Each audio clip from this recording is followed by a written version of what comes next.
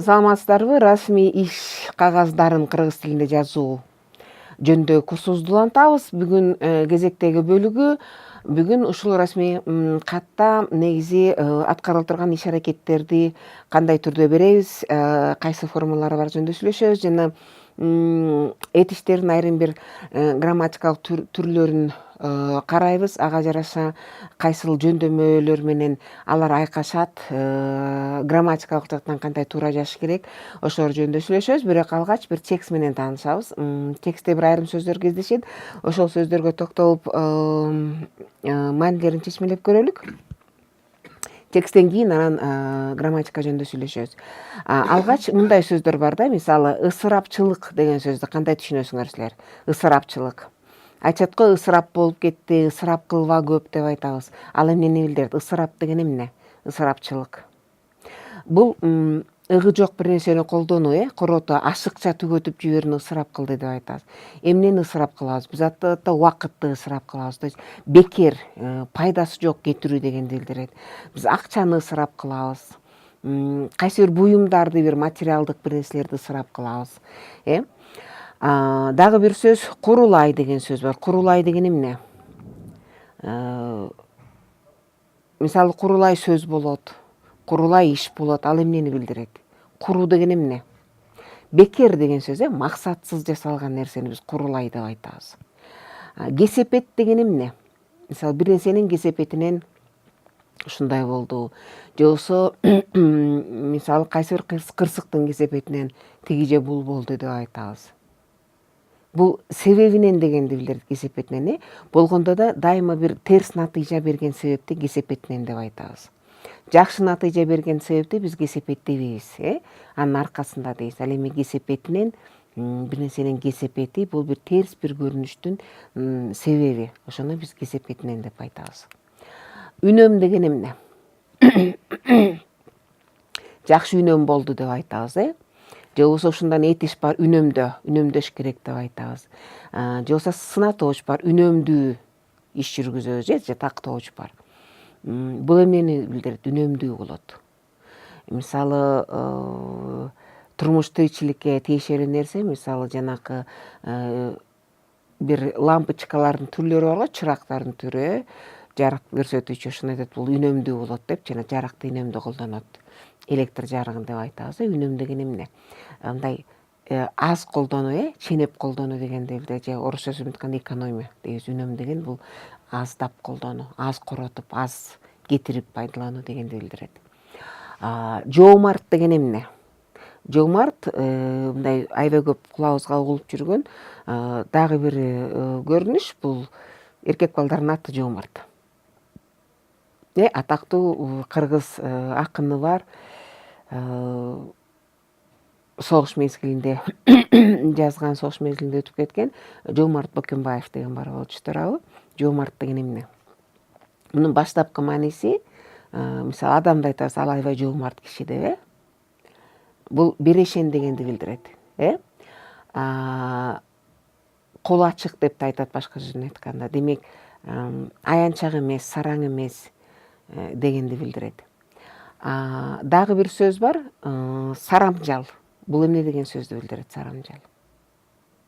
Сарамжалын көрүп атабыз деп айтат. Мисалы, той берген атабыз, ошого сарамжал кылып атам дейт. Аябай сарамжалдуу адам деп айтышат. Бул эмне? Алдын ала көрүлгөн кам бул. Ошону сарамжал деп айтабыз. Алдын ала кам көрүү, сарамжалдоо дегенди билдирет. Алдын ала даярдануу, алдын ала бир нерсесин камдап коюу дегенди сарамжал кылуу деп айтабыз. Бул ушу алдыдагы окуй турган тексттен кездешүүчү айрым сөздөр болду. Азыр болсо мен бир сүйлөмдөрдү окуйм. Биринчиси бизге белгилүү Курманжан Датка айткан сөз, экинчи Элдик макалдан айтылган сөз. Ушул сөздөрдүн маанисин кандай чечмелейсиз, жана сиз бир иш аракеттердин бир кайсы чөйрөсүнө тиешелүү деп ойлойсуз, ошону ойлонуп көрүңүз. Биринчи сөз турмуштун тымызы өртү ысырап деп айткан экен Курманжан Датка. Бул эмнени билдирет? Кантип чечмелейсиз, жана биздин иш аракетибиздин кайсы чөйрөсүнө, кайсы иш чөйрөгө тиешелүү деп ойлойсуз? Турмуштун тымызын өртүү ысырап. Тымызын деген эмне? Жашыруун, көзгө көрүнбөгөн, ачык эмес деген сөз тымызын. Айтабыз го башка контекстте болгондо ал мындай тымызын карап койду. Тымызын көзүн ымдап койду деп айтабыз. Тымызын жасалган иш деп айтабыз. Акырын элге билгизбей, ачык эмес, жеңүүчүнан деген сөз жана ушул контекстте турмуштун тымызын өртүү бул ысырап. Бул эмнени билдирет?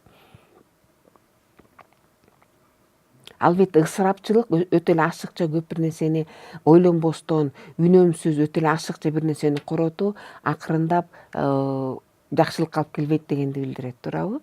Канчалык байлыгың, канчалык акчаң көп болсо, эгер материалдык жагын айтсак да, аны өтө эле үнөмсүз, өтө эле ойлонбой колдонсоң, акыркы аягы акчасы жок каласың дегенди билдирет. Жакырчылыкка алып келет, туурабы? Канчалык убактым көп, азыр жашмын деп мисалы бир керектүү нерселер жасабай, бир курулай бекер ысырапчылык менен убакытты коротсоң, кийин бир мезгили келгенде көп нерсе убакыт жетпей калат. Акыры айында турмушуңда бир нерселер көздөгөн максатың, ойлогон тилегиңе жетпей каласың дегенди билдирет. Туурабы? Демек бул биздин иш аракеттерибиздин, турмушубуздун кайсы чөйрөсүнө тиешелүү, материалдык жагына тиешелүү, туурабы, убакыт жагына тиешелүү айтылган сөз экен бул. Анан экинчи макала, бул макал элдик макал болуп эсептелет. Бул букарда пулу бардын көңүлү ток деп айтат. Пул деген эмне? Бул көп эле айтылып жүрөт. Биздин кыргыз тили үчүн бул негизи пул деген бул түштүк диалекти деп эсептелинет, бирок кең эле колдонулган сөздөргө да кирет бул. Пул деген сөз бул акча дегенди билдирет, акча каражаты. Демек, букарда пулу бардын көңүлү ток деп эмне үчүн эл айтып калган, эмне үчүн элдин ушундай макалы сакталып калган деп ойлойсуз? Мааниси эмне? Демек, букарда пулу бардын көңүлү ток.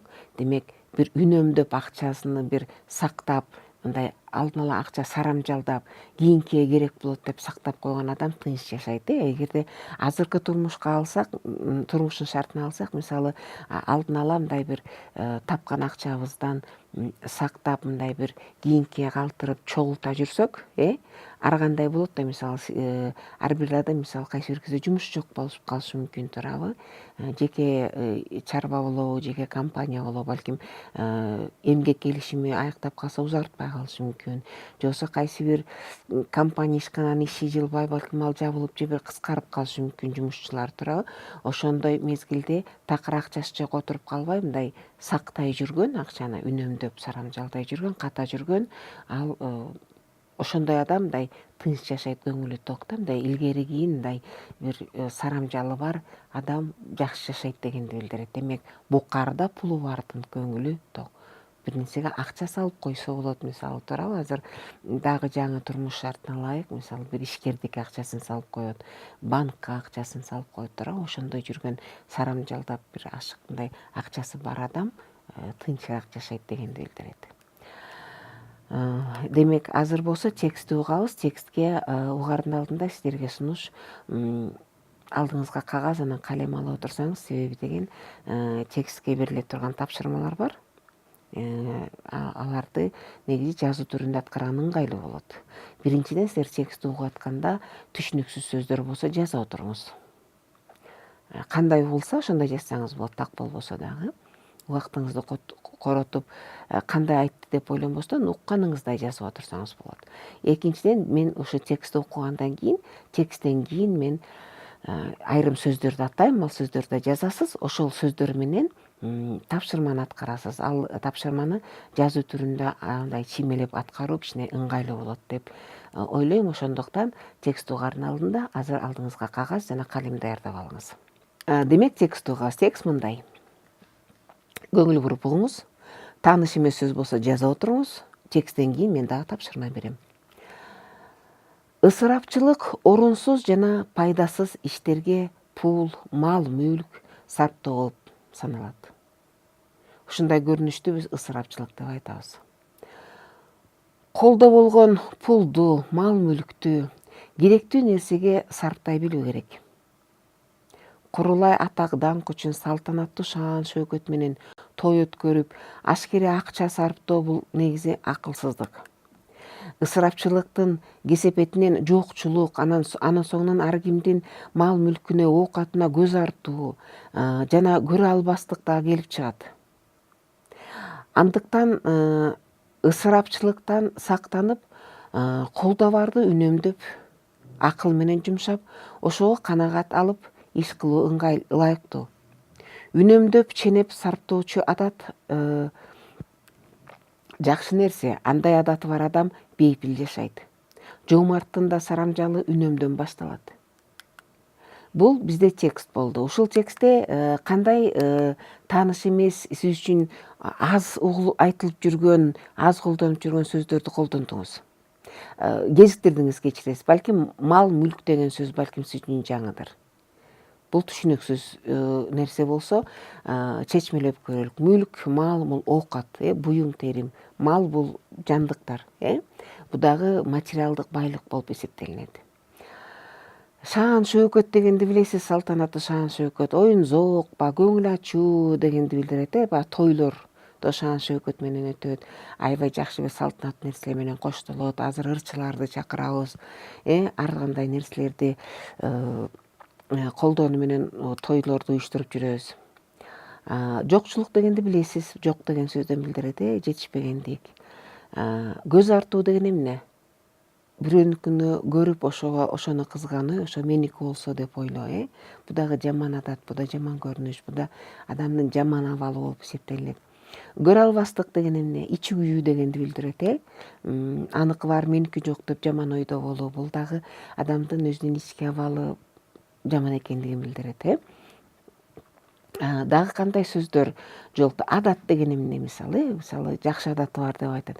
Көнүмүш болуп калган иш, адам дайыма жасаган нерсе, бул адат. Мисалы, күн сайын эртең менен турганда, мисалы, терезени ачуу, таза аба менен дем алуу, бул адат. Же болбосо азыркы тез көрүнүштөрдүн бири, мен оюнча тез көрүп, эртең менен турар менен телефонду ачып, ошондо бир нерсени карайбыз. Бул дагы адатка айланып бараткан нерсе. Дагы бул жерде бейпил деген сөздү жолуктурдук. Мисалы, жакшы адаты бар адам, көп жакшы адатка үйрөнгөн адам, мисалы, бейпил жашайт дедик. Тыныч жашайт, кайгысы жок жашайт деген сөз билдирет. Бейпил деген бул тынчтык, бейпилдик деген сөз, кайгы жоктук деген сөз тура, санасы жок дегенди билдирет.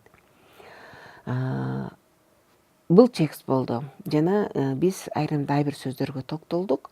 Сиздерге жардам болду деп ойлойм. Эми мен азыр тексттен айрым сөздөрдү атайм. Сиз ошол сөздөрдүн маанисин чечип билип, анан өз алдынча орусчага которуп көрүңүз. Мисалы, санал. Эсептел деген сөз, саналат, эсептелет. Сарпта. Жумша деген сөз, мисалы, акчаны сарптадык, акчаны жумшадык. Өткөр. Мисалы, убакыт өткөрөбүз, же майрам өткөрөбүз, той өткөрөбүз, Ал деген сөздү өз алдынча алдык. Муну сиз билет болушуңуз менен бир нерсени алабыз, Сакта эмнени билдирет? Мисалы, сактап коебуз кийинкиге калтырып, же болбосо коргойбуз деген сөз, мисалы, ден соолугуңду сакта деп айтабыз, Мисалы, бул акчаны сактап кой деп айтабыз. Тамак ашты, мисалы, муздаткычка сактайбыз, Сакта деген сөздү түрдүү маанилерде колдонобуз, түрдүү контексттерде. Үнөмдө. Бул жөнүндө айтканбыз. Башта. Түшүнүктүү болуш керек сиздерге. Кыл деген эмне? Жаса, мисалы, жумуш кылып атам, иш жасап атам дегенди билдирет. Бул сөздөр түшүнүктүү болуш керек. Эми кийинки тапшырма. Ушул сөздөрдү, мен атаган сөздөрдү үлгү боюнча өзгөртүп көрүңүз. Мисалы, мен сиздерге айттым, санал деп айттым. Үлгү мындай: санал, сана. Дагы сарпта. Кантип өзгөртөсүз бул сөздү? Сарптал.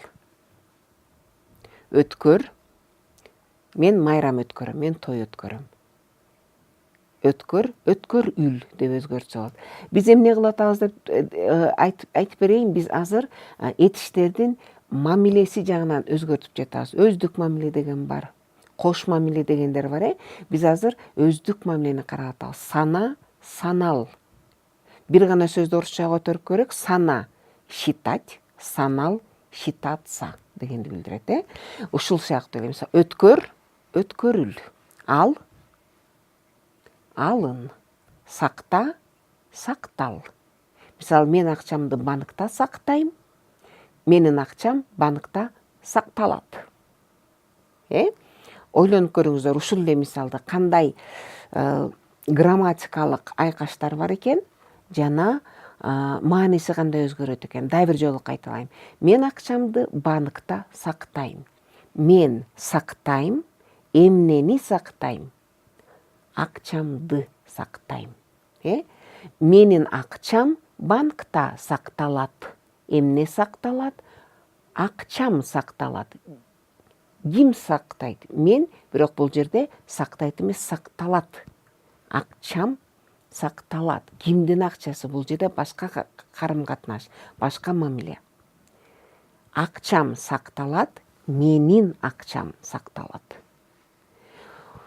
Ушундай эле үлгүдө кийинки сөздөрдү карап көрөлүк. Үнөмдө. Үнөмдүл деген этиш бар, ушул сөздөн мамилесин өзгөртөбүз. Бул да өздүк мамиле. Кыл. Кылын. Жаса, жасал.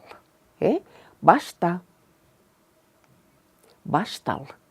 Албетте, сабак саат 1-де башталат. Эмне башталат? Сабак башталат. Мен сабакты саат 1-де баштайм. Ким баштайт? Мен баштайм. Эмнени баштайм? Сабакты баштайм. Бул жерде баштайм деген сөз менен алганда объект бар. Себеби башта деген сөздөн мен эмнени деген суроону бере алам. Эмнени баштайм? Сабакты баштайм. Ал эми сабак башталат, ал жерде объект жок, ал жерде субъект гана бар. Эмне башталат? Сабак. Бирок башталат деген сөздө мен эмнени деген суроону бере албайм. Бул этиштердин түрдүү мамилелери болуп эсептелинет. Биз мисалдан көрдүк. Эми болсо көнүгүүлөрдү аткарып көрөбүз азыр. Кийинки бөлүктө биз ушул этиштердин мамилесин билдирчү грамматикалык көрүнүштөргө арналган көнүгүүлөрдү аткарып көрөбүз.